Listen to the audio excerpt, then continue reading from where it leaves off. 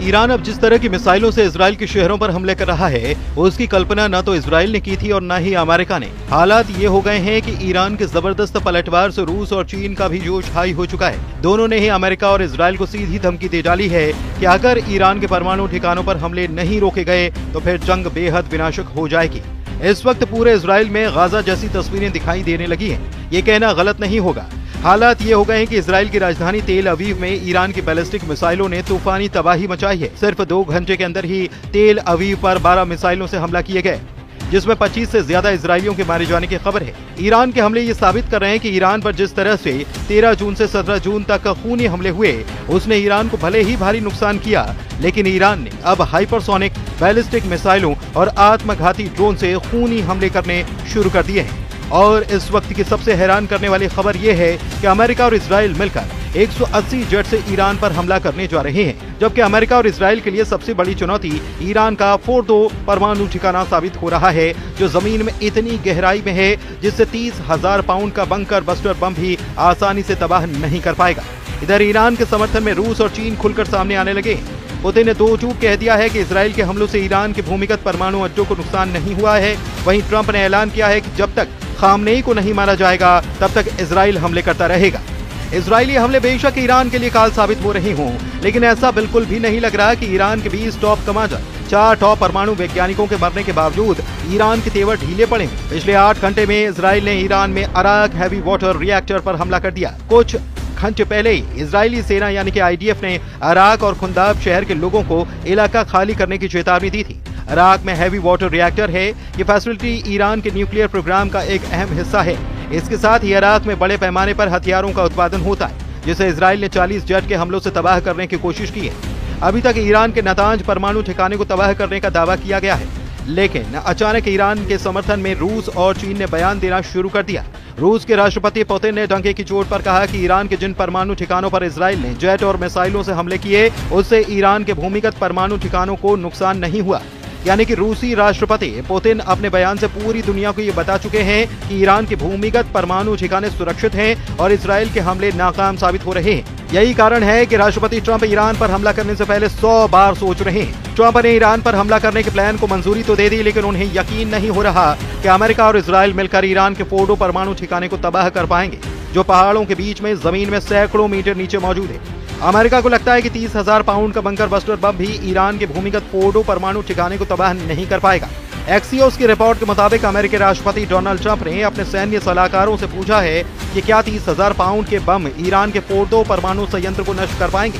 Bunker buster bomb, जिन्हें massive ordnance penetrator के नाम से भी जाना जाता है, अमेरिकी शस्त्रागार में, लेकिन इजराइल के पास बमों को तैनात करने के लिए आवश्यक हथियार या बम बशक नहीं है। फोर्डो को इतनी गहराई पर जमीन के अंदर दफनाया गया कि माना जाता है कि ये इजरायली हवाई हथियारों की पहुंच से बाहर है। पेंटागन के अधिकारियों ने ट्रंप को बताया कि उनका मानना है कि बम फोर्डो के खिलाफ काम कर सकते हैं। हालांकि अभी तक ये साफ नहीं है कि ट्रंप इस बात को लेकर आश्वस्त हैं या नहीं। एक्सियोस की रिपोर्ट के मुताबिक 30,000 पाउंड के बमों का इस्तेमाल कभी भी वास्तविक युद्ध में नहीं किया गया, केवल परीक्षणों में किया गया। इजरायलियों ने अमेरिकी अधिकारियों से कहा है कि भले ही वे बमों से फोर्डो को नष्ट नहीं कर सकते, लेकिन वे ईरान को मिट्टी में मिला सकते हैं। उधर अमेरिका के राष्ट्रपति ट्रंप का दावा है कि उनकी वॉर रूम में मीटिंग हुई है। कुछ लोग इसे सिचुएशन रूम कहते हैं। हम लोग ये देख रहे हैं और समझ रहे हैं कि हम इसके बीच में, ये खतरनाक हालात है और मुझे इसे देखना पसंद नहीं है। मुझे इतनी सारी मौतें और विनाश देखना पसंद नहीं है। मौत यही वो चीज है जिसे मैं देखना पसंद नहीं करता। ईरानी समाचार एजेंसी इरना के मुताबिक सुबह हुई बमबारी में ईरान का मकसद आईडीएफ खुफिया हेडक्वार्टर और सोरोका अस्पताल के पास बने एक बेस को निशाना बनाना था। इसीलिए इजराइल के सोरोका अस्पताल पर ईरान ने हमला किया। ईरान ने सेंट्रल इजराइल में स्थित स्टॉक एक्सचेंज बिल्डिंग पर भी मिसाइल से हमला किया। अरब मीडिया के मुताबिक इससे बिल्डिंग को काफी नुकसान पहुंचा है। ईरान ने जवाब में इजराइल के 4 शहरों तेल अवीव, बिशेरबा, रमतगढ़ और होलोन पर 30 मिसाइलें दागे। इजरायली मीडिया रिपोर्ट के मुताबिक 7 मिसाइलों को इजरायली डिफेंस सिस्टम रोकने में नाकाम रहा। ईरान के हमलों में 176 लोग घायल हुए, 6 लोगों की हालत नाजुक है। इजरायली पीएम बेंजामिन नेतन्याहू ने कहा कि ईरान जानबूझकर इजरायली नागरिकों और अस्पतालों को निशाना बना रहा है। इजराइल इन हमलों का बदला लेगा। ईरान और इजराइल के बीच जंग 7वें दिन में पहुंच गई। अब तक इजराइल के 25 लोग मारे गए हैं, तो वॉशिंगटन स्थित एक ह्यूमन राइट्स ग्रुप ने दावा किया कि ईरान में मौत का आंकड़ा अब 639 हो चुका है और 1329 लोग घायल हुए हैं। इधर ईरान और इजराइल की भीषण जंग ने दुनिया को बांटना शुरू कर दिया है। रूस, चीन और तुर्की ने इजराइल का खुलकर विरोध करना शुरू किया है और साफ चेतावनी इजराइल और अमेरिका को दी है कि ईरान पर हमले बंद करो, वरना अंजाम बुरा हो सकता है। ईरान में अयतुल्लाह अली खामनेई की सत्ता रूस के लिए बहुत अहम है। एक्सपर्ट बताते हैं कि ईरान की बर्बादी रूसी राष्ट्रपति व्लादिमीर पुतिन के लिए न सिर्फ सामरिक झटका होगी, बल्कि उनकी इज्जत पर एक बदनुमा दाग भी लगा देगी। ईरान रूस का अहम आर्थिक और सैन्य साझेदार है। रूस ने ईरान में अरबों डॉलर का निवेश कर रखा है। खामनेई की सत्ता रूस को मध्य पूर्व में एक विश्वसनीय आधार प्रदान करती है।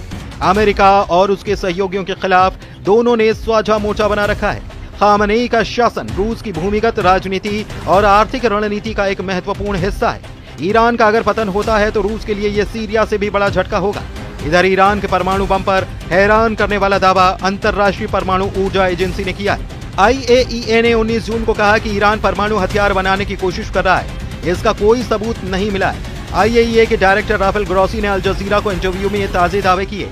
ऐसे हालात में सवाल यह है कि अमेरिका की शह पर इजराइल ईरान पर खूनी हमले क्यों कर रहा है। इधर रूस ने ईरान और इजराइल जंग में अमेरिका की दखल अंदाजी को लेकर चेतावनी जारी कर दी है। रूसी समाचार एजेंसी इंटरफैक्स के मुताबिक क्रेमलिन के प्रवक्ता दिमित्री पेस्कोव ने कहा है कि अगर अमेरिका ईरान और इजराइल के बीच चल रहे संघर्ष में दखल देगा तो इससे हालात और ज्यादा बिगड़ सकते हैं और तनाव खतरनाक स्तर पर पहुंच सकता है। इधर ईरान हमलों से तिल मिलाए इजराइल के रक्षा मंत्री इजराइल काट्स ने ईरान के सुप्रीम लीडर को मॉडर्न हिटलर कहा और कहा कि अब उनका अस्तित्व नहीं रह सकता। इजरायली सेना का लक्ष्य है कि वो इंसान अब नहीं बचना चाहिए और उसका अस्तित्व खत्म होना चाहिए। इजराइल काट्स ने कहा कि खामनेई जैसे तानाशाह जो ईरान जैसे देश का नेतृत्व करते हैं और जिन्होंने इजराइल के विनाश को अपना लक्ष्य बना रखा है, उसे इजराइल को खत्म करने के इस भयानक लक्ष्य को जारी रखने या पूरा होने की अनुमति नहीं दी जा सकती।